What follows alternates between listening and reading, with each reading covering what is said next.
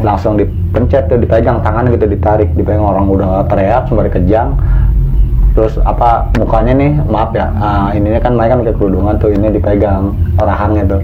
Sadar nih, sadar. Anjing lu semua, gue bilang apa kan, gitu ya. Lu kalau nggak ngerti omongan gua, ribut sama gua atu-atu. Gua mau pulang, gua masih mau main sampai tua sama lu semua.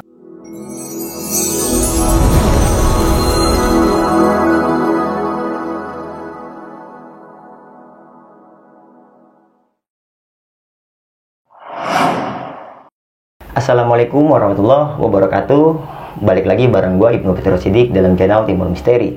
Apa kabar teman-teman semua? Semoga kita semua selalu diberikan kesehatan, diberikan kemudahan rezeki, serta diberikan kemudahan dalam segala urusan-urusan kita.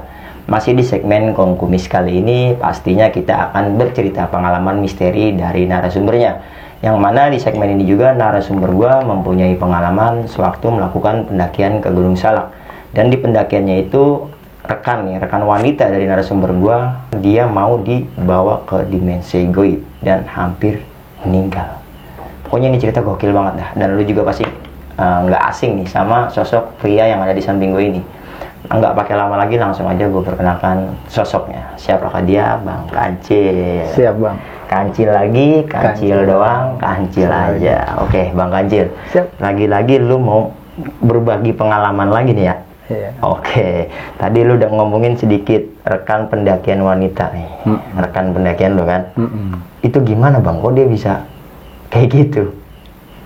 Gue ini saat itu ya kisaran bangsa 10 orangan lah kurang lebih.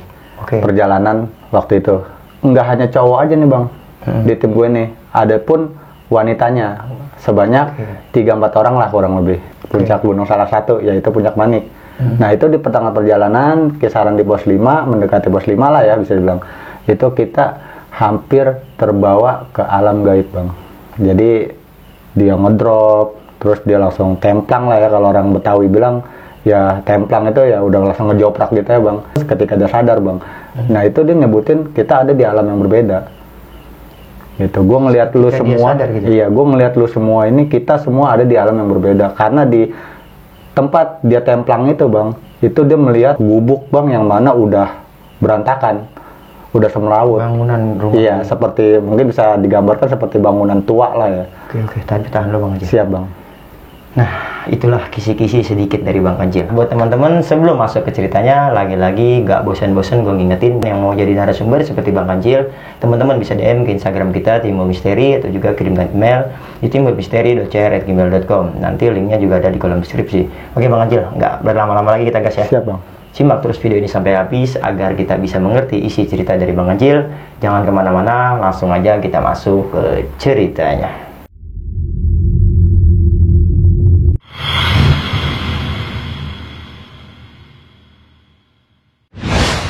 Oke, Bang Kancil, detailnya bang, kayak gimana bang? Oke.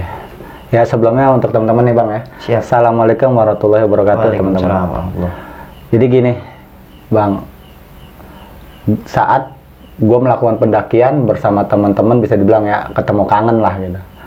Atas dasar kita tuh kepada alam gitu kan, karena emang jiwa muda nggak bisa dibohongin bang gitu. Bagi teman-teman yang sekali 2 kali pernah ngalamin yang namanya pendakian gitu kan, ngalamin ada di dalam hutan gitu, pasti itu pengen lagi dan pengen lagi. Nyandu, ya, itu dia bang, soalnya itu yang gue alamin sama teman-teman. Intinya berawal ketemu kangen, kita via inilah komen-komen gitu kan di gadget, akhirnya nyambung lah tuh bang, ketemu titik waktu yang mana serentak kita semua janji di tanggal segini bulan sekian bisa gak? Oh bisa semua gitu. Itu tepatnya di tahun 2016 bang.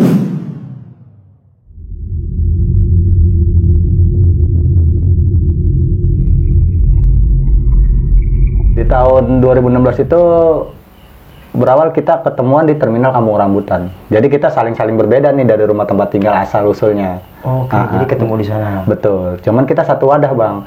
Kita pernah ya bertemu itu sama teman-teman ini di satu wadah Mapalah lah bisa bilang, Mapalah kampung. Oke, cuman tinggalnya ini berjauhan. Berjauhan gitu, beda-beda lah gitu. Ada anak selatan mungkin, ada bla bla bla lah gitu. Nah, Berawal dari Kampung Rambutan, kita ketemu kangen di situ, langsunglah kita melanjutkan perjalanan ke daerah Sukabumi. Oke. Niatnya dari perjalanan kita langsung mau dari tempat Kampung Rambutan ini kita mau ke Sukabumi ini berawal mau naik bis angkutan umum. Nah itu kita punya logika berbeda dari sisi masing-masing. Ada dari beberapa teman menginginkan naik kereta kasarnya Jakarta Bogor. Nanti dari stasiun Bogor kita baru melakukan nyawa angkot gitu untuk langsung mencapai kaki bukit Gunung Salak di perkampungan daerah Kampung Cimnati lah bisa bilang ya, Kampung Cibuntu, daerah Cimnati, Kampung Cibuntu. Nah di situ kita debat tuh bang di terminal Kampung Rambutan, lamanya setengah jam kita debat, akhirnya kita bikin voting, yang mana dari 10 orang ini lebih banyak mendukung kemauan beberapa teman untuk menaik kereta api. Dari perjalanan tersebut, akhirnya kita dari Kampung Rambutan menuju ke salah satu stasiun terdekat. Pasar Minggu berarti. Dari itu daerah Pasar Minggu, betul bang, tepatnya. Kita langsung menaiki kereta jurusan Bogor, stasiun Bogor.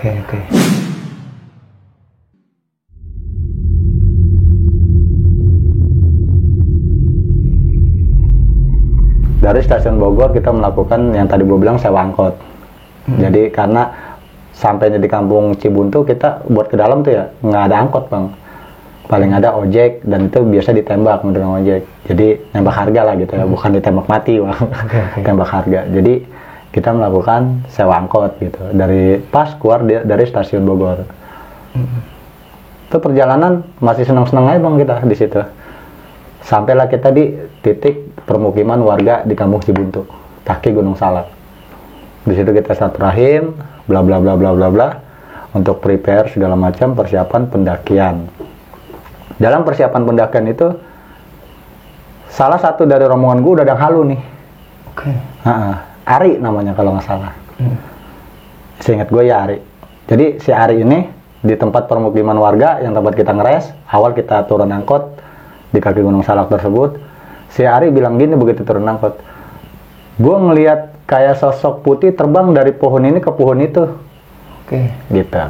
Di situ kebetulan tanahnya cukup luas, datarannya cukup tinggi, ada beberapa pohon nangka gede-gede banget bang pohonnya. Nah di seberangnya itu pohon kayak pohon durian atau pohon apa entahlah gitu. Itu dia nyebrang, terbang begitu kata si Ari. Pas banget turun angkot ketika gue bayar angkot dari uang kolektif teman-teman. Ya, kita pada nyawa tuh patungan angkot. Nah di situ sopir angkot pun ngerasa tegang mungkin dengan omongan si Ari ketika turun dari angkot. Sopir angkot itu langsung banting setir untuk turun lagi ke bawah. Nah di situ emang waktu menunjukkan jam 7 malam bang. Kita sampai malam. Iya jam 7 malam. Nah akhirnya di situ kita sugesti si Ari ini kita anggap halu loh gitu kan.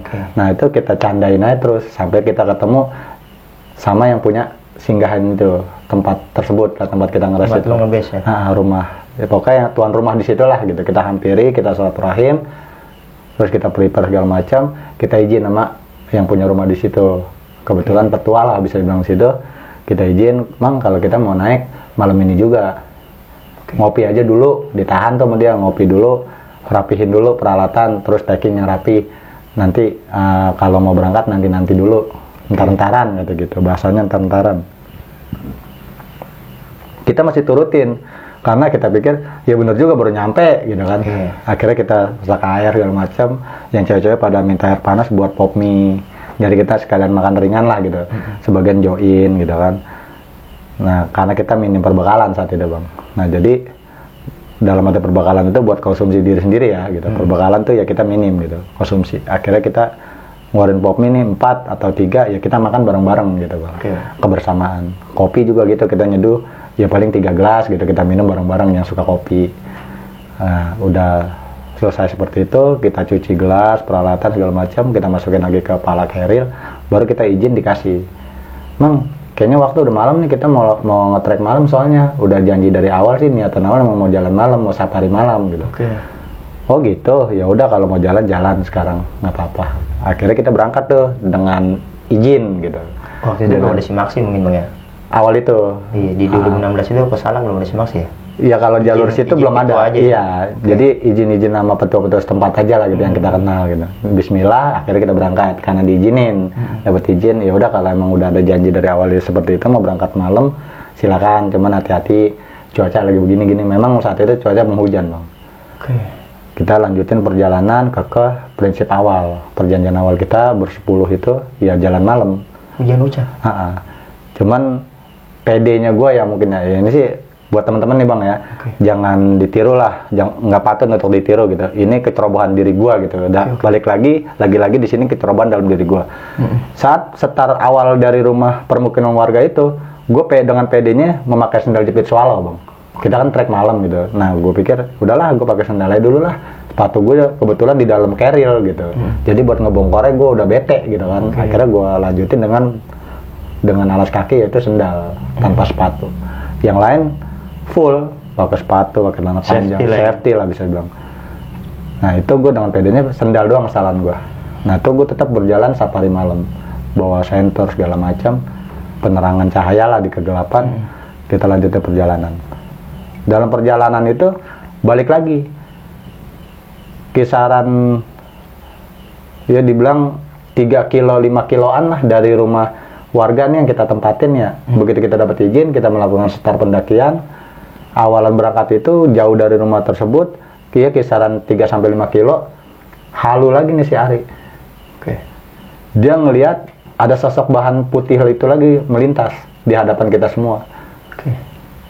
Jadi jalanan tuh aspal lurus, cuman mendaki bang dia. Itu di kaki Gunung Salak, jalur Cibuntu, Kampung Cibuntu, Cimelati. Itu di aspal itu yang berliku lurus. Enak sih kalau view paginya, nanti gue kirim dokumentasi bang.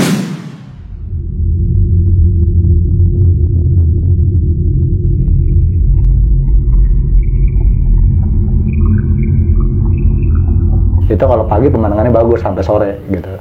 Jalur itu. Nah, itu kita melintas. Nah, di jalur yang cukup bagus aspalnya itu kan dia nanjak begitu kan melintas. Si Ari lagi nih balik lagi. Dia ngelihat sosok bayangan putih itu terbang lagi di hadapan kita semua katanya. Di saat kita lagi ngos, karena itu awal perjalanan langsung menuju tanjakan gitu. Jadi ya jelas kita kaget gitu, ngos-ngosan gitu kan. Saat kita ngos, nggak stabil, jadi kita nggak fokus arah depan nih, pandangan kita kan gelap di depan ya kan. Itu kita nggak fokus. Si Ari ini fokus ternyata, malah dia yang ada, dia nggak di depan sebenarnya, rombongan dia tuh di belakang, di tengah-tengah, posisi dia di tengah-tengah kita lah. Tapi dia sendiri yang ngelihat kalau ada bayangan putih lagi nyebrangin aspal gitu. Nah, di situ kita balik lagi, aduh ini apaan sih gitu kan. Cuman ya udah pede gitu kan. Karena satu sisi kita hampir bersepuluh itu udah tahu jalur gitu. Untungnya gitu. Udah tahu trek lah gitu di sekitar. Untungnya itu jadi kita pede gitu. Dalam arti pede, insya Allah nggak terjadi apa-apa gitu kan. Udahlah ini si Ari kenapa sih gitu kan. Nah, itu udah tanda-tanda ternyata dari situ bang. Dalam arti tanda-tanda ketika kita memasukin hutan pinus dulu tuh, hutan pinus, kaki Gunung Salak, bla bla bla bla bla. Terus sampai ke dalam pos 1, pos 2 gitu. Itu udah makin ngawur nih kita semua, mental kita. Dengan sendirinya, gue juga ngerasa emang saat perjalanan malam hari itu, safari malam, gue ngerasa kok kayaknya enak banget gitu. Gue ngelangkah, setiap langkah gue nih kayak berat, satu. Kedua, kayak nggak sinkron sama perasaan gue bang. Enggak pengen gitu. Iya, enggak pengen pulang, kagak pengen balik arah gitu kan untuk arah turun gitu. Enggak, cuman kayaknya langkah kaki gue sama jiwa gue kayak nggak nyatu gitu. Kayak ada ngeganjel gitu. Nah, itu ternyata dialamin sama semua tim yang ada di perjalanan malam hari itu. Salah satunya ya dari rombongan perempuan nih, sebanyak 3 atau 4 orang lah saat perjalanan itu. Tapi kita nggak ada ngulas di situ, dalam perjalanan kita nggak ada dirasain aja. Kita nggak ada dalam arti ulas, kita nggak ada saling curhat gitu. Kok kayak berat banget ya perjalanan malam ini ya? Nggak biasa-biasa kita pendaki malam, terus yang kita rasain nggak senikmat biasanya gitu. Gimana sih? Jadi lo ngelangkah, selain langkah-langkah lo berat ini, setiap langkah lo, tapi jiwa lo nggak nyatu gitu, nggak pure gitu. Pada perjalanan itu kita rasain, cuman kita nggak ulas di dalam perjalanan. Sampailah kita di pos 4. Mendekati pos akar. Itu udah mulai ngos kita di situ. Itu kisaran jam setengah. Itu kita jalan emang sangat santai ya, ditambah kan trek malam bang ya, gitu kan lebih mewaspadai jalur lah kita gitu kan, sekitar lah kita, pemandangan sekitar. Ngerinya salah jalan atau gimana terjadi apa-apa gitu, bencana. Jadi itu nggak kita inginkan. Yang kita harapkan kita naik selamat, turun selamat gitu berawal. Jadi kita jalan santai aja gitu, jalan biasa aja gitu, nggak terburu-buru, nggak tergesa-gesa. Itu kisaran di pos 4 itu jam setengah satuan lah, jam setengah satu lewat, jam setengah satu malam itu bang. Kita masih terus saya jalan. Cuman ngeres di situ udah ngos, kita minum, bagi-bagi air, join lah gitu dari botol gitu kan, dari mulut ke mulut. Nah di situ sembari yang cowok yang ngerokok termasuk gua gitu kan, yang fisiknya kuat, napasnya ya biasa lah gitu di jalur kalau lagi istirahat ngerokok gitu kan, yang enggak sih enggak gitu. Nah di situ ngobrol sejenak, kurang lebih setengah jam bang kita istirahat break di jalur pos 4, mendekati pos akar, terus kita lanjutin karena waktu. Rencana kita tepat jam 4 pagi kita harus ada di puncak. Target Itu paling lama. Target kita paling lama ya. Maksimal itu jam 4 kita ada di puncak Manik Gunung Salak. Akhirnya dengan percaya diri lah ya, bisa dibilang ya, dengan kemauan kita yang seperti itu dari awal, ya kita nge-push. Dari pos 4 itu mendekati pos akar, kita terus perjalanan. Sampailah kita tuh habis istirahat kurang lebih setengah jam lah saat itu di pos itu, kita lanjut perjalanan, ketemu di pos 5 itu agak jauh. Itu dari pos 5 udah mendekati puncak Manik. Nah di situ kita ngeres lagi bang, karena sebelah kanan itu dia kan sedikit menanjak tuh, terus ada beberapa badan pohon tumbang itu yang kalau bisa kita kolongin, kalau kita bisa juga kita lengkapin gitu dengan cara dipanjat. Nah itu sedikit ganggu perjalanan lah, karena nutupin jalur. Emang pohon besar itu, pohon tua itu tumbang udah sekian lama itu setahu gua. Nah itu kita sedikit ribet dengan adanya hal seperti itu. Memang ada lintasan sampingnya, cuman cukup jauh. Dari ketemunya itu di atas itu udah tuh pos, ya kalau gue sih nganggap pos 5 ya. Itu ada res sebelah kirinya tuh ada space gitu. Space. Kalau lo pernah ke Gunung Gede bang lewat jalur Cibodas, lo nemuin jalur space yang gue bilang di pos kayak pos 5 itu ya, gue bilang ke pos 5 itu di jalur air panas bang. Sebelah kanannya itu kan ada space tuh. Nah seperti itu bang, space segitu. Nah ke bawahnya tuh terjal, ada curam gitu kan. Nah kita ngeres di situ nunggu beberapa teman yang belum lintas. Kita tunggu, kita ngeres sampai semuanya ngumpul. Ketika semuanya datang jadi satu di tempat itu, ini dari cewek nih bang yang tadi gue bilang dari awal, terbawanya hal gaib tersebut. Jadi cerita gaibnya gini bang, si Mae ya, bisa dibilang namanya sih memang Mae nih gue. Mungkin kalau buat teman gue nih si Mae, ya kan cantik jelita gitu kan, imut tapi bukan marmut. Po Mae. Kalau lo nonton channel Timur Misteri ini, sorry nih nama lo gue pakai di sini karena memang kejadiannya berawal dari Pomae saat itu.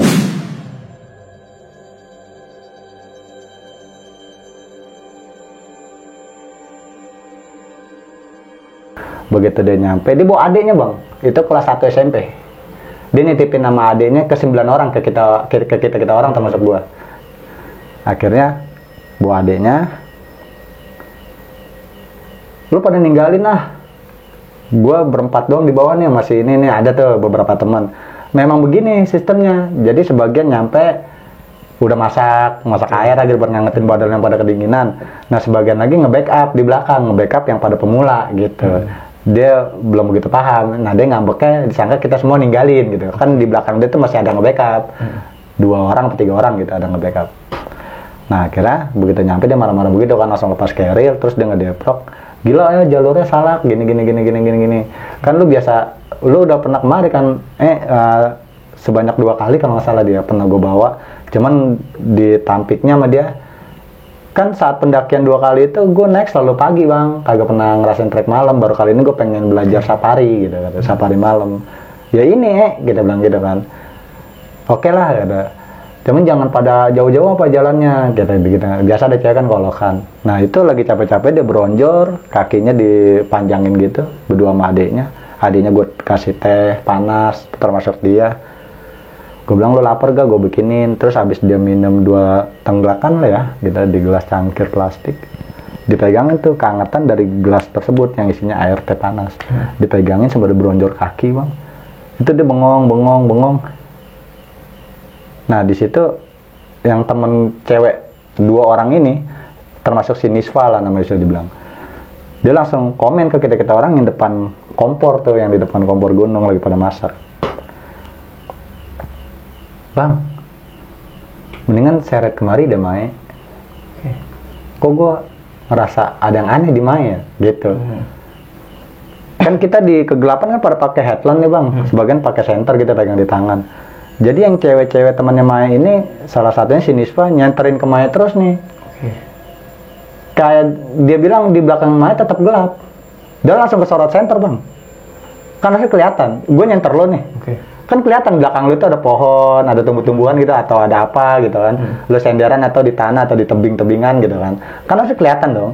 Ini enggak, dia nyenter nih. Temennya si Nisva ini nyenter pakai senternya. Lu dong yang kelihatan, tapi belakang lu tetap gelap. Berarti kelam di belakang gitu. Iya. Ya udah seperti background ini bang gitu. Gue ngeliat lo nih kelihatan, cuman belakang lu gelap nih gitu. Walaupun pakai cahaya. Iya, itu padahal langsung ketembak cahaya senter. Kan harusnya kelihatan gitu kan. Nah di situ, bang, seret nih kemari, kok gue senterin Mai, belakang Mai gelap ya. Nah kita coba nyalain senter lu, fokusin, bukan nyalain, maksudnya coba fokusin lagi ke Mai. Pas difokusin ke Mai, kita ngeliat semua kelihatan, ada pohon itu. Di belakang badan itu pohon-pohon semua, gitu, kayak alang-alang gitu kan ya, kayak pohon-pohon apa sih namanya, yang ngerayap gitulah gitu kan, di hutan. Nah itu kelihatan bang, kita pada ngeliat. Nah akhirnya, gue semua ngerasa lelucon apa lagi nih gitu kan. Gomelin lah si Nisva nih. Ada ya emang kita mah biasa amat namanya temen gitu ya, temen lama gitu. Jadi begitu lagi di tempat kayak gitu kan, langsung aja beberapa temen gue tuh noyor palanya si Nisva gitu. Ya karena kita udah temen lama jadi bukan yang nggak sopan atau songong gitu, biasa bercanda gitu. Ditoyor tuh jidatnya Nisva kan, dia pakai kerudungan. Gila lo ya gitu. Lu kok gue digilain, bener serius, itu lu center, nih gue center nih, itu di center, itu tetap hitam, gelap gitu, di belakang tuh gelap. Nah kita ngeliatnya terang, ada tumbuh-tumbuhan lah belakang gitu. Ya gitu, seperti itulah bisa bilang. Nah pada akhirnya, ya itu ditoyor sama temen gue lagi gitu. Udah lah lu jangan center-centerin dia, lu kayak orang gila, ntar dia marah-marah, lu orang lagi kecapean. Dia mah tetap, si Mai ini tetap belonjor, megangin gelas teh panas itu, nunduk kayak gitu. Kita kan mikirnya mungkin atau dia hawa dingin, kan uap air teh kan, air panas itu kan ke muka kan enak jadi hangat gitu bang. Nah kita mikirnya sugesti kita ke situ gitu. Pas banget tuh senter dimatiin sama si Nisva tuh ke arah Mai, tap. Habis ditoyor sama temen gue tuh palanya habis dikeplak lah ya, kita kalau kita bilang kasarnya mah gitu ya. Nah itu dimatiin, kita pada fokus lagi ke depan kompor tuh, lagi nunggu air matang lagi untuk berikutnya gitu. Toto nih, adiknya nih ternyata bukan si Nisva, dia kan pakai headlamp, dia pakai kupluk, adiknya terus ada headlampnya. Dia langsung bilang, bang, teriak tuh karena posisi kita agak jauh gitu, ada 1 meteran lah gitu. Bang, langsung begitu. Di sini banyak anjing ya. Anjing. Iya. Namanya juga hutan, kita ya balik lagi kita ringanin beban lah gitu yang ada gitu. Namanya juga hutan gitu kan. Di kompleknya banyak anjing, kata kita orang nih termasuk gua. Ini mah kayak serigala bang, gede banget gitu. Udah tuh. Ya. Bahaya deh. Ini temen gua yang si Buluk nih kebetulan ngikut. Bahaya dia namanya Nyong gitu. Lagi lo bocah kecil bawa gitu kan.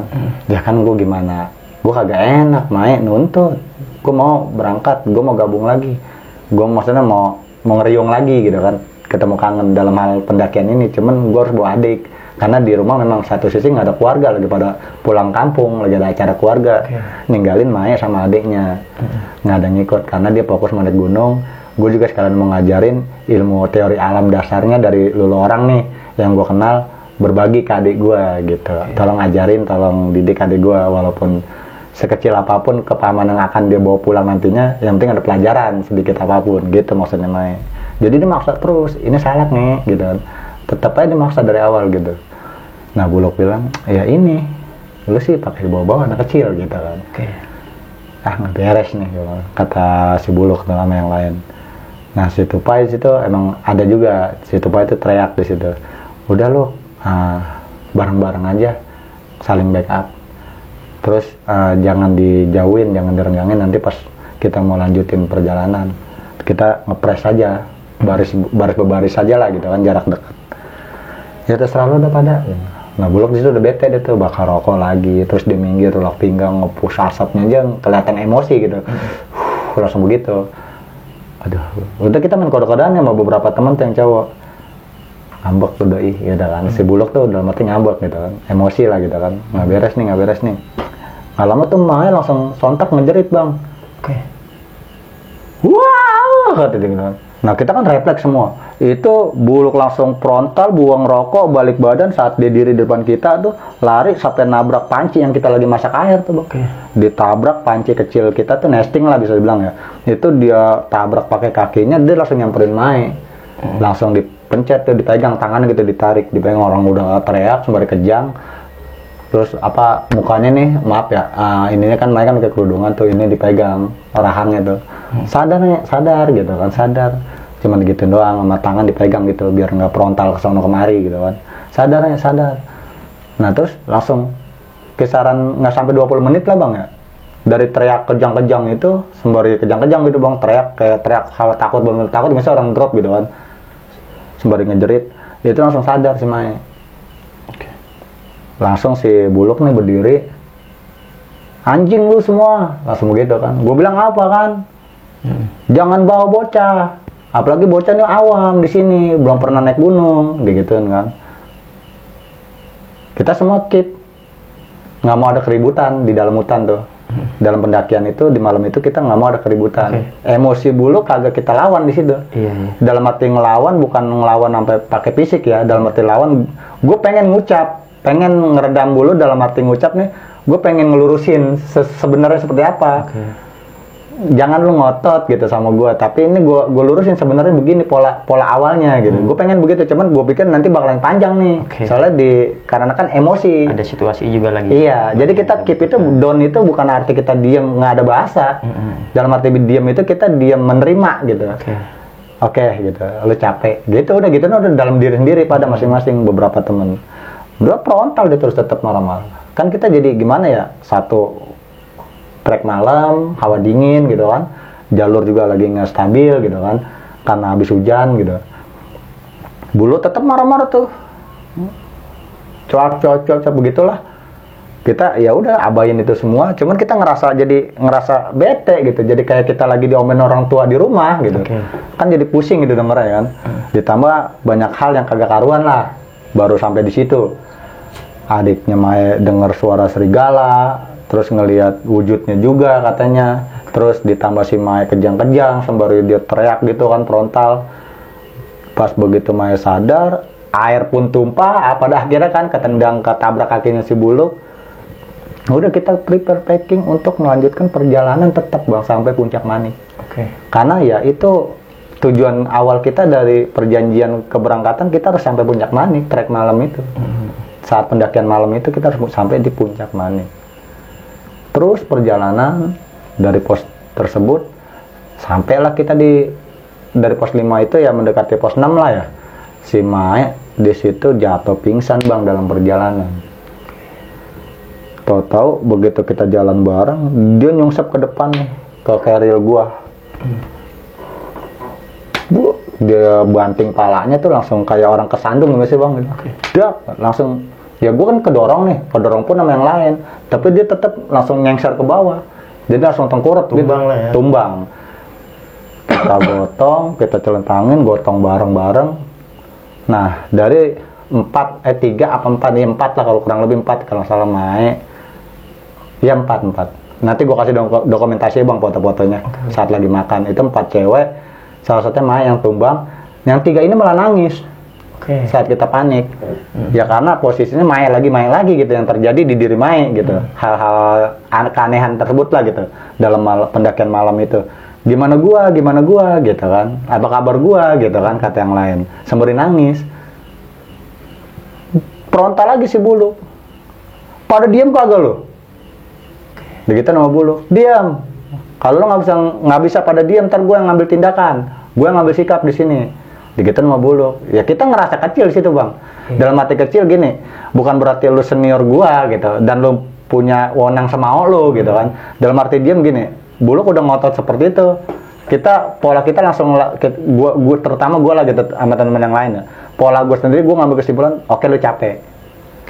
Ditambah hal panik down lah gitu. Jadi ya apapun bisa terucap dari mulut lo gitu. Nah kita itu kagak kita tantang ucapan kita, bukan kita ngerendah itu, kita diam itu karena kita nggak punya jawaban atas amukan si bulu. Sadar kondisi. Iya.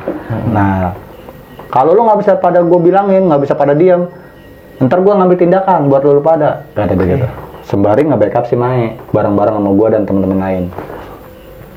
Pinggirin, gelarin matras, tidurin, celentangin, tuh gue kasih minyak kayu putih hidungnya bang.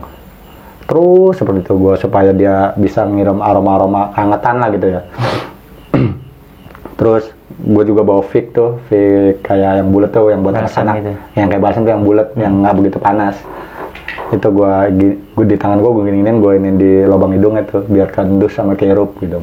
Fignya juga gue gituin biar kehirup, tapi gue nggak berani borein, gue nggak berani pakein, cuman biar ngirup aromanya aja lah.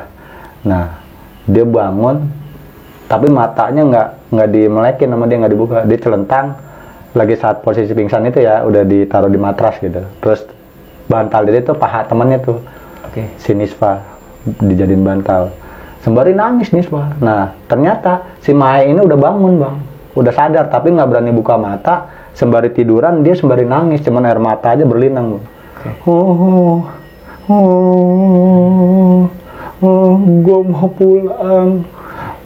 Gue mau pulang. Gue masih mau main sampai tua sama lu semua, kita semua saudara. Tapi matanya nggak dibuka sama dia, nangis ya dengan genangan air mata. Kita semua saudara, gue mau main sampai tua sama lu semua, gue pengen kenal lu sampai tua, sampai akhir hayat. Gue masih muda, gue mau pulang, kata dia. Terus si Buluk lagi-lagi ngelempar puntung rokok. Lo tanggung jawab semua. Cari solusi yang tepat. Gua serahin sama lu, Cil. Kok lu begitu? Gua bilang gitu. Lu nyalain dalam hal perjalanan ini dari awal, nyalain gua.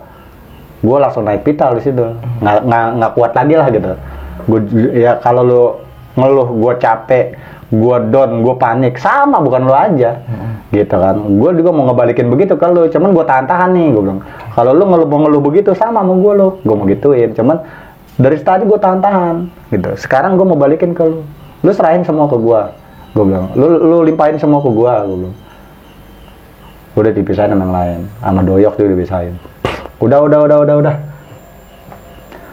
Mai, sadar Mai. Sadar gitu kan. Bangun lah tuh Mai. Sorry bang, gue minum dulu ya.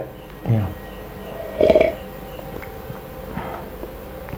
Bangun, bisa duduk, pegangan tangan si Nisfa tuh yang di pahanya jadiin bantal buat dudukan palanya dia, dipegangan, terus meluk Nisfa, diciumin Nisfa, terus dari dua yang lain tuh cewek yang lainnya juga dipelukin, diciumin. Baru di situ kita bikin lingkaran, kita peluk dia bareng-bareng, berikut adiknya ya kan di tengah-tengah. Terus dia di situ bilang, udah lepas pelukan lu semua, lu jangan jauh-jauh dari gua sama adik gua mau bicara nih. Mungkin nggak tepat, gue tahu udah banyak pelajaran dasar dari lu semua yang gue dapetin, terima kasih, lu semua panutan buat gue. Tapi gue mau cerita di sini langsung, takut gue nggak bakalan ada di sini. Dibuka di situ bang.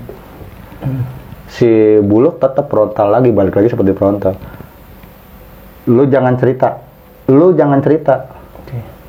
jangan lu buka, buang cerita lu. Kita lanjutin. Apa lu mau pulang? Gue turutin, jangan lu ceritain. Nah si Doyok bilang, men, buka, kupas sampai tuntas. Kalau lu selon, gue siap nanggung resikonya. Kata si Doyok. Diceritain lah pada akhirnya sama si Mai. Iya bang, sembari nangis. Dia rangkul adiknya, kita bikin lingkaran, dia berdua sama dia tengah-tengah di matras itu. Dia buka tuh. Lu apa-apaan sih Yok? Kata si Bulu. Udah lu diam. Udah kebanyakan ngomel lu dari tadi. Duduk. Sini samping gua kalau lu nggak mau denger. Men, lu ceritain terus. Kalau lu selon, kalau emang bikin lu puas, lu ceritain. Gue nanggung resikonya semua. Si Doyok bilang begitu. Siap nanggung konsekuensi ke depan. Kita juga langsung pada tup gitu kan. Apa sih gitu, tanya-tanya. Akhirnya dibuka sama Oke, gue ceritain. Ini berat buat gue bang, makanya gue takut ini nggak kedenger sama lu semua. Gue mau cerita di sini. Dibuka sama Jadi gue ngeliat sosok gede tinggi bang. Itu warnanya merah semua, sampai ke rambut-rambutnya, ngalangin jalan kita. Begitu gue ngeliat lagi ngetrek itu di belakang gue, saat dia waktu jatuh pingsan tengkurap gitu, dia ngeliat ke atas, dia ngeliat ke depan gitu. Itu orang gede tinggi, badannya merah bang, nutupin jalan kita. Cuman kita jadi kayak lewat terowongan, kita di selangkangannya dia bang, di jalur itu, lewat dari pos 5 mendekati pos 6. Udah mau ke puncak itu dikit lagi, setengah jam lagi lah kurang lebih. Kita ada di kolong kakinya dia bang. Di situ gue kaget jatuh pingsan. Ternyata dia ngebawa gue ke dunia dimensi bang. Di situ gue ngeliat gubuk bang, kata dia. Nih di samping sini bang ada gubuk. Terus dengan gonggongan, bisingan gonggongan anjing itu cukup banyak. Suara-suara gonggongan anjing serigala. Itu main saut-sautan bang. Gue takut bang. Tapi sosok itu nemuin gue. Kalian ada bisa pulang. Nah makanya mungkin dari hal itu, dengan hawa takut dia, begitu disadarnya si Mae nggak berani buka mata. Terus dia nangis sembari dia sumpah begitu, gue nggak mau, gue mau pulang, gue nggak mau ketinggalan sama lu semua gitu, kehilangan lu semua. Gue mau main sampai tua sama lu semua, gue mau berteman sama lu, udah kayak keluarga kita semua. Sembari nangis gitu. Awalnya itu. Nah akhirnya dengar suara kita semua, dia berani buka matanya. Berani buka mata, terus dia minta cerita di situ. Diceritain semua unek-unek dia. Ya dalam hal begini menurut dia. Dalam pingsan gue itu, ya gue udah dibawa sama sosok itu bang. Si Mae dibawa jauh. Dipisahin dari kita orang. Dan itu serigala itu, ya bisa dibilang puluhan kali ya. Si Mae itu dalam cerita banyaknya serigala. Gonggongan serigala itu sangat banyak bang. Nah lagi fokus kita sama denger omongan dia, gue jadi merinding. Soalnya malam itu dia kupas di situ bang. Jujur bang, perasaan itu nggak enak bang. Hening di hutan itu nggak enak. Dibuka aura itu sama Mae, cerita mimpinya langsung dibuka sesingkat-singkatnya di situ, sedetail-detailnya gitu. Itu hawa tuh saat itu nggak enak bang. Dari angin, cuaca itu udah kagak enak, berubah total ke badan gitu. Aura udah kagak enak di hutan itu. Nggak ada yang sadar bang. Dalam pelukannya Mae, itu adanya jalan sendiri ke pinggiran. Kita nggak ada ngeh, saking fokus sama cerita Mae, itu adanya jalan sendiri bang, kagak ada yang tahu. Termasuk gua. Di situ di ujung, jauh dari kita orang, Mae baru sadar. Adanya udah di ujung. Adik gua mana? Itu kita masih nggak ada yang sadar bang, kayak orang ditutup telinga kita masing-masing pada di dalam kegelapan tuh. Adik gua mana? Nah, kita sadar-sadarnya pas si Doyok, pundaknya ini dipegang sama Mae sama kera baju, kera jaketnya. Adik gua mana Yok? Bang Doyok, adik gua mana? Baru di situ. Woi, lu gila semua, kata gitu kan. Ipin nggak ada nih kan, kita manggil Ipin. Dulu kan ada Upin Ipin, karena dia buatnya kita panggil Ipin. Ipin nggak ada nih gitu kan. Itu pas kita pada nengok ke samping semua, itu udah ada di ujung bang. Lari kita buru-buru, Pin, kita senter tuh, kita terangin cahaya masing-masing, pakai senter, ada yang pakai headlamp, Pin, nyorot ke dia semua. Dia nengok, bang sini, kagak ada hawa takut, nggak ada hawa kaget tuh anak. Dia manggil, kita buru-buru lari turun, kan cukup inilah, bisa bilang ya, apa turunan gitu ya tanahnya. Kita lari pelan-pelan karena tanah licin, kita jumpai tuh si Pin, gila lu ya, ngapain orang polo lagi di sono bareng-bareng, ngapain di sini?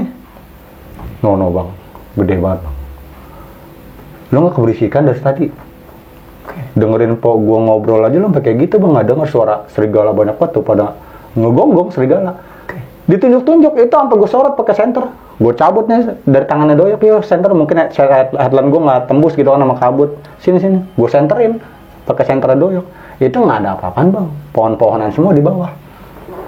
Yang mana mungkin kalau lo kegelincir gitu, lo jatuh gitu, kepleset ya mati kali, patah tulang gitu. Cukup terjal juga sih jalur turunan begitu, itu udah tumbuh-tumbuhan semua, pohon-pohonan. bang banyak banget bang, no lagi no bang, sampai begitu gitu. Itu langsung ya balik lagi si Jibon, si bewok tuh, Buluk langsung gendong, balik ke empok lu, jangan nyusahin lo, digendong langsung, ditandu begini, dipanggul, kayak gendong anak bocah umur setahun gitu, digendong, langsung dibawa ke matras tempat empok ya pada duduk tuh, dudukin, apa yang lo lihat Pin? Kita, nih empok gue lagi ngobrol, lu semua duduk di sini bang, itu serigala ada puluhan lewat depan kita, gede-gede banget, anjing serigala, sampai ke bawah. Nah kok ini kagak gigit kita orang, buta kali ini serigala kalau malam-malam bang. Akhirnya dia jalan tuh diikutin tuh serigala. Langsung kita disitu bengong.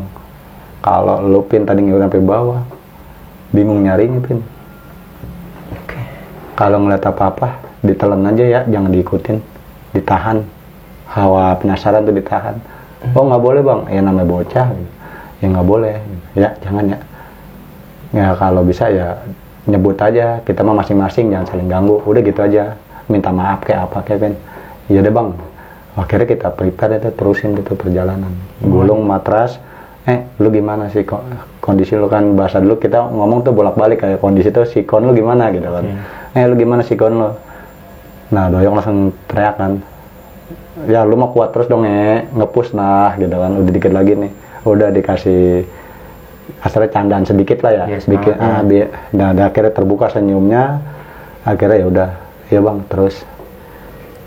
Gua kalau udah kayak begini malah makin berani, gak ada dia. Mungkin ini balik lagi bukannya mimpi buruk buat gua, melainkan pertanda buat gua gitu. Main langsung ngomong gitu, kita lagi pada prepare gulung matras segala macam kan. Ini pertanda buat gua bahwasanya dimanapun ya kita sama-sama gitu, apapun ada gitu. Akhirnya udah jalan lagi, kita pada tepuk tangan aja, ngasih support buat Mai.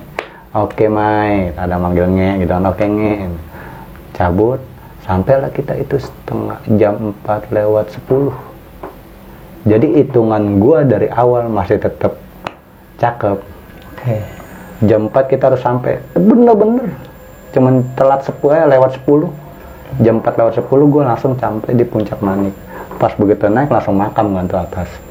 Ya ada yang bilang katanya itu makam Mbah Gunung Salak lah apalah gitu kan. Cuman di situ lagi gue datang sama rombongan tuh, ya udah terbentuk ada terpalnya gitulah dari bambu tiang-tiangnya.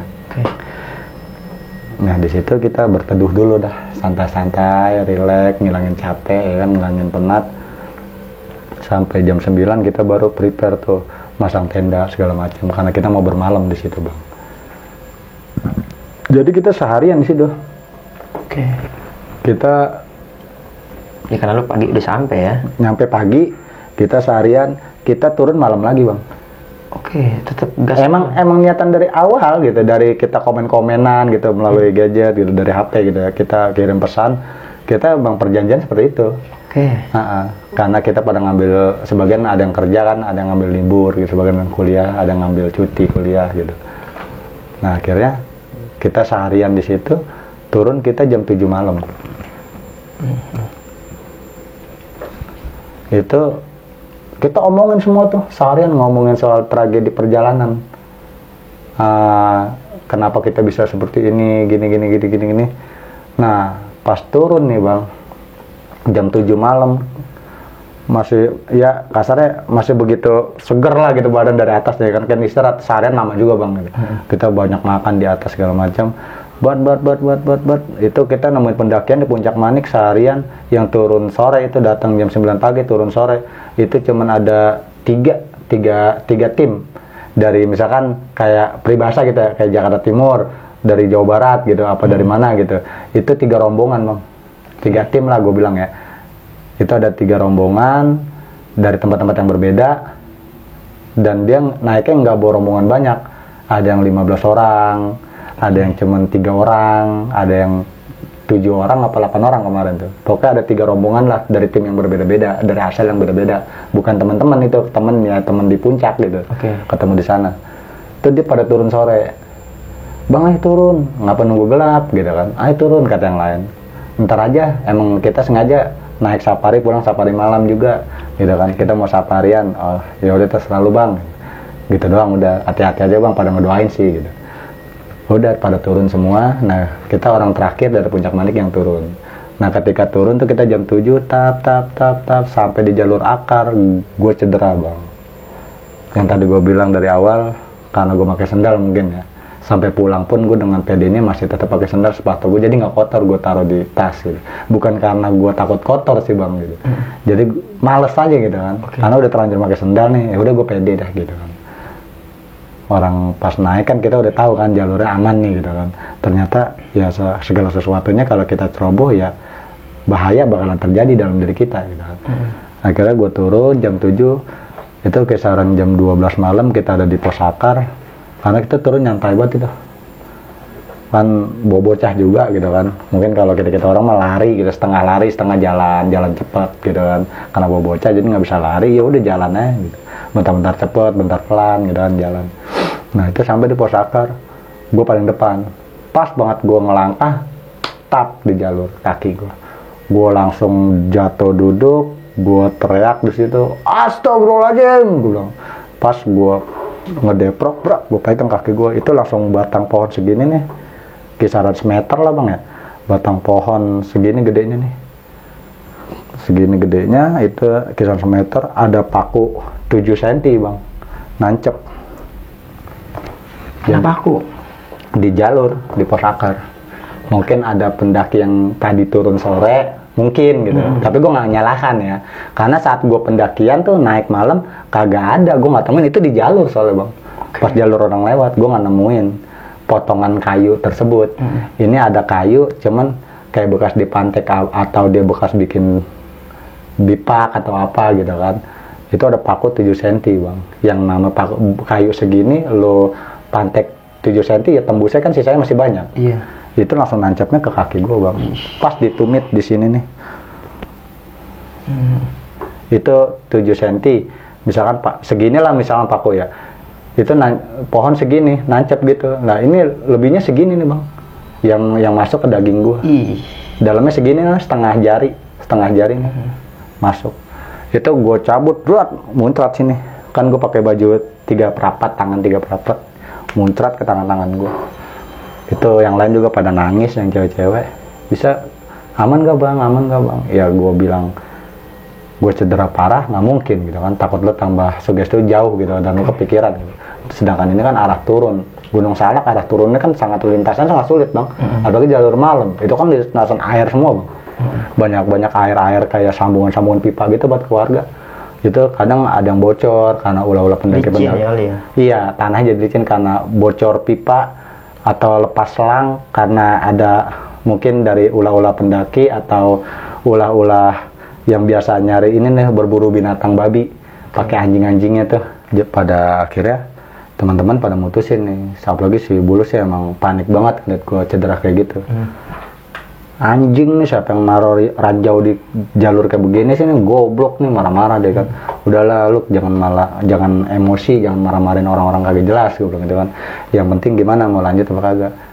Kalau gue lanjut lu nggak bisa sampai rumah, nggak bakalan nyampe lu, kata dia gitu kan. Dalam posisi kayak begini lu masih mau lanjut, akal lu di mana?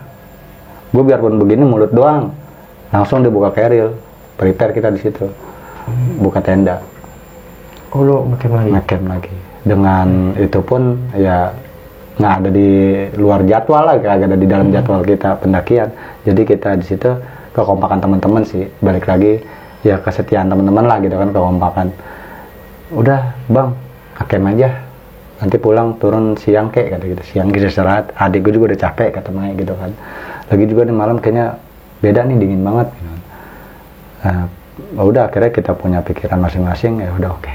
Lagi juga gue nggak bisa dipaksa, orang gue coba jejak gini kaki gue tuh nggak kuat, tuh darah nggak berhenti bang. Terus gue juga cari di pas udah terpasang tenda ya, pada akhirnya kita ngecamp di jalur tempat gue kejadian itu, jalur akar. Kita ngecamp nyari space yang cukup inilah, rata gitu tanahnya. Gue masang hemok, terus sebagian masang tenda, gue tidur di hemok karena darah tuh nggak berhenti bang. Takutnya kena yang lain gitu kan di tenda. Akhirnya gue tidur di luar tenda, gue di hemok. Nah di hemok itu gue tidur ya gue nyari akal dah gitu. Nah kebetulan gue ingat di pala keril gue tuh gue naro korek gretan yang kayu. Itu dua bungkus tuh, kan di segini-segini ada kotaknya tuh. Itu gue bawa 2 korek kayu itu, gue plastikin, jadi nggak kena embun lah gitu, nggak basah. Pas gue geces, nyala masih kan, karena kering itunya, merconnya itu kering. Akhirnya pala mercon itu gue potek-potek, gue ambil bayonet, gue lobangin dikit bang, gue agak gedein, gue masukin pala korek api itu, langsung gue bakar pakai korek gas. Kan langsung bus, langsung begitu. Jadi ngilangin infeksi, gue takutnya infeksi.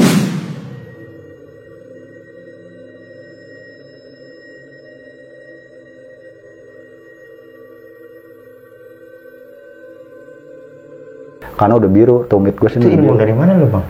Ya, bukannya gue, itu teori yang gue dapetin di alamnya sih bang. Kalau gue pikir dengan teori luka basah kayak gitu, diiniin panas gitu kan, jadi kebakar dia, kering. Jadi ya gue pedenya buat ngilangin infeksi aja sementara gitu. Karena paku karat mungkin takutnya pakunya karat atau apa kan. Trek malam itu gue turun. Nah akhirnya itu jam 3:30 pagi gue udah panik karena gue bungkus-bungkus, gue buang kaos 2 itu bang, ngorbanin kaos 2. Kaos gue basah sampai basah sama darah. Nah gue panik, udah bingung gitu kan, kesian teman-teman gue besok pagi nih kalau ini belum kering nih darah. Akhirnya gue lebarin dikit pakai bayonet kecil tuh gue bawa, kan pisau gue mah baja, gue korek dikit, gue masukin pala-pala korek api itu merconnya, gue masukin yang banyak tuh sampai habis 1,5 kotak. Tuh gue langsung geces pakai korek gas, langsung buset, tuh mata gue aja kayak orang keluar api bang, kayak naga lagi nyembur gitu mata gue. Wah, gue tahan itu di luar, gue sampai gigit kaos gue sendiri. Gue gigit kaos sama gue kontel-kontel pakai inian gue nih, bab. Gue nahan gue biar gue nggak teriak, takut bangunin temen. Nah itu gue seperti itu, jadinya kan jadi bau angus tuh, kayak daging kebakar tuh. Soalnya tumit gue ini sebulutan udah biru bang. Gue takutnya infeksi gitu. Ini gak bagus sih contoh juga bang ya? Maksudnya hasilnya apa gitu setelah lu gituin? Iya gue ngerasa enakan. Enakan? Awalnya kan gue panas dingin itu bang. Gue ngeri takut tambah parah gitu, tetanus atau apa gitu kan. Jadi udah gue bakar aja, gue bakar des. Nah itu baru tuh gue langsung, karena gue sakitnya lo nggak bisa kebayang deh bang gitu, sakit panas gitu nggak bisa kebayang. Akhirnya gue tidur di hemok tuh karena berayun ya kan, jadi kena angin sono sini gitu. Jadi udah lama-lama gue tidur, gue paksain bangun pagi, toto udah dikasih sarapan, udah dikasih minum, gue dibikinin susu sih sama si Mae tuh, bang nih susu minum, soalnya lu lagi kayak begini gitu, susu udah tuh biar fit, dibikinin. Dikasih makan nasi goreng juga, gue dibikin nasi goreng sama yang cewek kan pada bikin tuh sarapan pagi, bikin nasi goreng. Kebetulan masih ada beras sisa tuh bawaan, kita bikin nasi goreng, dibikinin. Gue udah mateng lah, gue bangun tidur itu gue makan, itu badan gue udah berasa, gue sampai di bawah sih gue tumbang nih, gue meriang nih dalam hati gitu, gue meriang parah nih, demam nih kayaknya gue. Cuman gue nggak ngomong ke anak-anak, tetap gue makan. Nah kan gue masih berayun tuh di hemok, belum bisa jejakin kaki ke tanah. Kelar makan, si Nesva tuh yang nyamperin gue, sini bang piringnya gue mau cuci gitu, sama sendoknya sama gelasnya kalau susunya udah habis.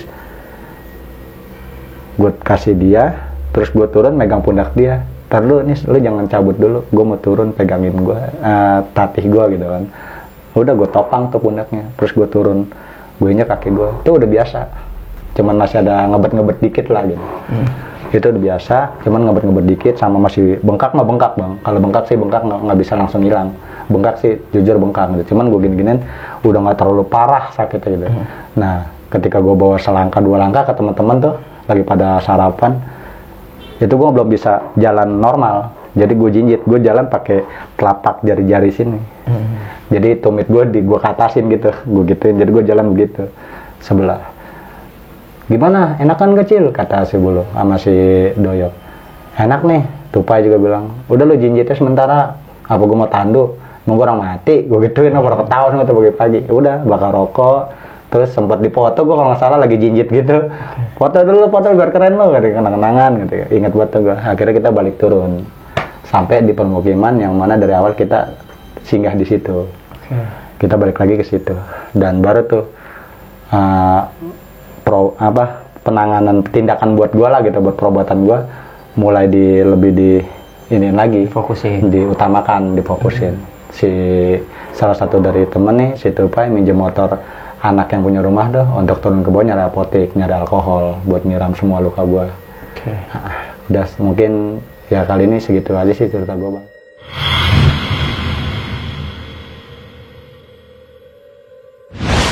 Thank you banget Bang Anjil. Siap, Bang. Lagi-lagi cerita lo bikin merinding abis nih Bang. Penasaran, pilu, haru, dan pastinya juga bikin ngilu nih Bang. Ngilu bagai. Jadi gue sih tetap nganjurin buat teman-teman kayaknya nggak patut dicontoh nih Bang. Enggak, makanya dari awal kan Maksudnya gue bilang, ada iya. yang mana memang faktor kebetulan. Betul, gitu. Dari segi medisnya karena gue baru denger nih Iya. luka dibakar-bakar seperti itu Iya, gitu kan. iya. Ya buat teman-teman ya gue juga ngingetin kayaknya nggak bagus dicontoh Bang. Iya. Oke Bang Anjil. Gue mau nanya sedikit nih Bang dari cerita lu ngapain sih? Emang ada gitu dari Mapala itu program-program safari malam? Ada program-programnya gitu? Kalau dari Mapala gue sendiri ya, dari Mapala ya gue bisa bilang gue kan dari muda lah ABG ya, gue pernah berbaur di suatu ada Mapala kampung ya. Emang teori dasarnya kita orang awal-awal kita ngambil regis, ngambil apa namanya KTA gitu. KTA seperti itu Bang. Itu dulu kita digodok di Salak, di ini di itu kita kayak ya bukan Wana Adri sih ya, bisa dibilang kalau abang tahu sejarah Wana Adri ya. Cuman bisa dibilang sedikit banyaknya ya kayak gitu godokan kita dari senior Bang. Iya, kita lintas lumpur dulu, tiarap, terus climbing di jembatan yang mana kalinya tuh jauh bermeter-meter tingginya tuh jembatan daerah Jawa, daerah Purwakarta juga ada dulu.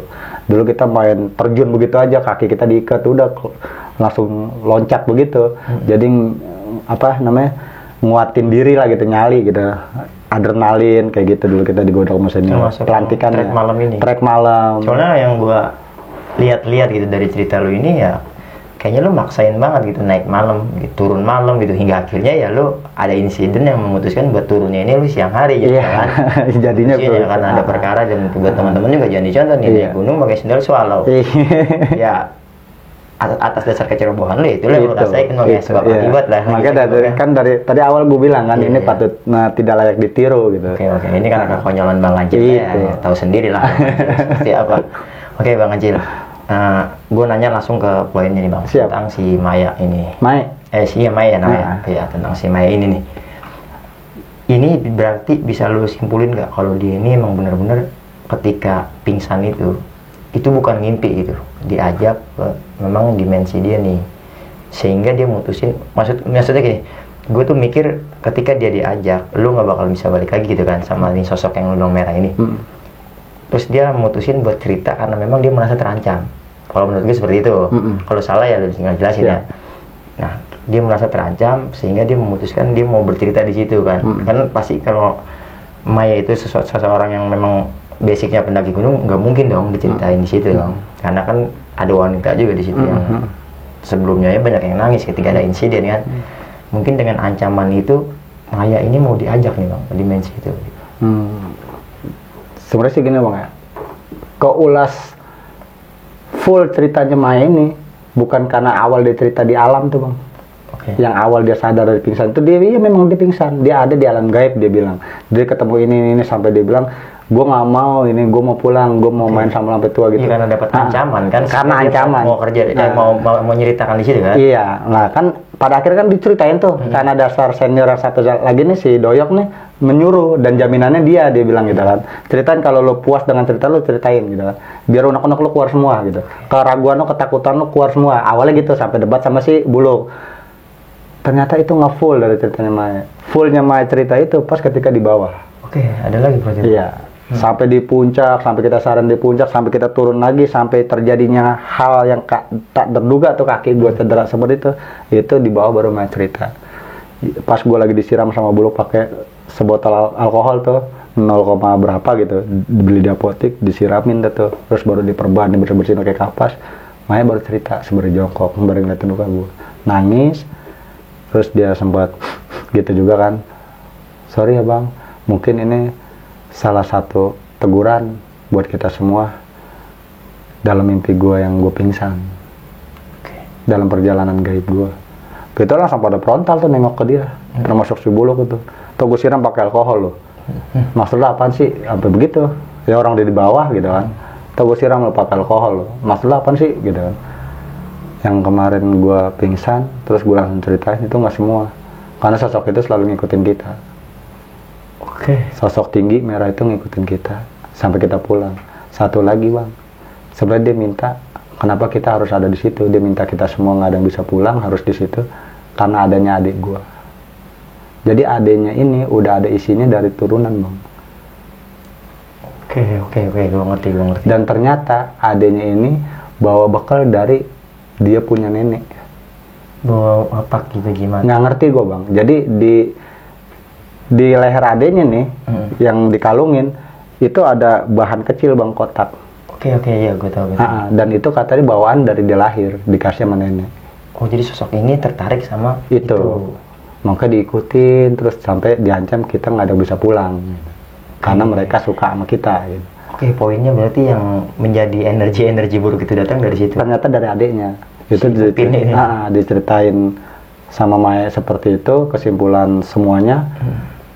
Akhirnya ya kita semua balik lagi, aduh langsung pada ya udahlah, yang pada mana untungnya kita selamat semua di bawah gitu. Dan balik lagi dikasih tahu bang ya, mungkin si Buluk nyambil dibuang gitu, kan, dan yang ada malah temperamen kan bang Buluk ini temperamen ya. Iya, dan lagi juga entarnya malah kita jadi keras sama teman sendiri gitu, jadi benci gitu, benci sama yang lain, sama Buluk atau adiknya nanti malah jadi luka gitu kan, ditarik begitu aja gitu kan.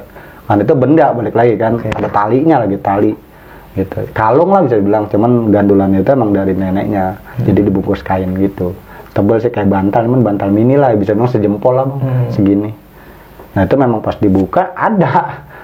Ini karena adik gue bawa ini, yang awal gue takutin makanya gue buka di situ, adik gue yang mau dibawa bang sebenarnya, itu balik lagi. Jadi kesimpulan cerita semua itu ditumpahin di rumah warga itu ketika kita turun. Ya kita cuman bersyukurnya dan alhamdulillahnya ya pada untungnya kita selamat semua, walaupun kaki lu itu si Doyep juga langsung bilang, kerennya lagi untung lu Cil yang cedera daripada yang lain, apa adanya Maya apa yang lain gitu, Maya atau Nispa atau si Dea atau yang satu lagi si Ratna, gua nggak ngerti apa jadinya. Iya, bagus ya, kan? Bagusnya lu Cil. Iya itu Doyok. Emang ya kita teman-teman pada bocor gitu. Ya balik lagi, gua cedera kayak itu tetap dibilang bagus. Iya. Maksudnya daripada yang lebih baik yang jauh. Betul gitu. ya. Satunya emang lu yang dikorbanin jadinya bang. Iya. Ya tapi ada bener juga sih dalam hati ya. Gimana terkata keluarganya kalau dia kenapa-napa gitu. Ada lagi pula kalau gue lebih setuju lu bang. Karena lu nggak ngejaga safety-nya. Iya. Akhirnya ya lu yang kena akibatnya kan gitu. Oke Bang Anjel, terima kasih banyak. Siap bang. Lagi-lagi lu udah mau bercerita pengalaman lu. Ya buat teman-teman, lagi-lagi gue mengingatkan ya, apapun yang dicerita sama Bang Anjel bukan bermaksud lagi-lagi buat nakut-nakutin teman-teman, mainkan cerita dari Bang Anjel ini kita jadikan pelajaran untuk kita bersama. Sebelum gue pamit, gue juga mau berterima kasih buat teman-teman yang sudah nonton video ini sampai habis. Jangan lupa juga subscribe, like, dan komen, serta aktifkan loncengnya agar tidak tertinggal dari video-video terbaru Timur Misteri. Kiranya itu aja bisa gue sampaikan pada kesempatan kali ini. Kurang dan lebihnya, gue mohon dibukakan pintu maaf yang seluas-luasnya. Akhir kata, gue Ibnu Fitrus Siddiq. Gue Kancil. Pamit undur diri. Wassalamualaikum warahmatullahi wabarakatuh.